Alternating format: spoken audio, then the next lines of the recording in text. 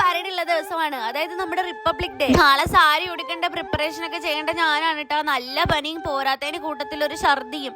ഛർദി പിന്നെ പ്രഗ്നൻസിയുടെ ഭാഗമാണല്ലോ. പക്ഷെ മാമാട്ടിക്ക് എനിക്ക് ഇത്രയും കുഴപ്പമില്ലായിരുന്നേ.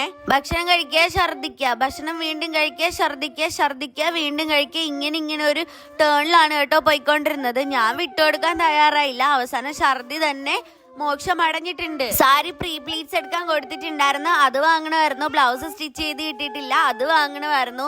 എല്ലാത്തിനും നമ്മൾ വൈകുന്നേരമാണ് കേട്ടോ പോയത്. ഞാൻ നല്ല ടയേർഡായിരുന്നേ. കിടന്നെടുത്ത് നിന്ന് കുളിച്ചിട്ട് പോലും ഇല്ല, അതേപോലെയാണ് പോകുന്നത്. ഇപ്പൊ നിങ്ങൾ കണ്ട വീഡിയോ അല്ല, എനിക്ക് പനി വരുന്നതിന്റെ തലേന്ന് നമ്മൾ ഇതെല്ലാം കൊടുക്കാൻ വേണ്ടിട്ട് പോയുള്ള സമയത്തെയാണ് കേട്ടോ പ്ലീറ്റ്സ് ഒക്കെ എടുക്കാൻ വേണ്ടിട്ട്. സാധനം വാങ്ങിക്കാൻ പോയ ദിവസം ഞാൻ നല്ല രീതിക്ക് ടയേർഡായിരുന്നോണ്ട് വീഡിയോ ഒന്നും എടുക്കാൻ പറ്റിയിട്ടുണ്ടായിരുന്നില്ലേ.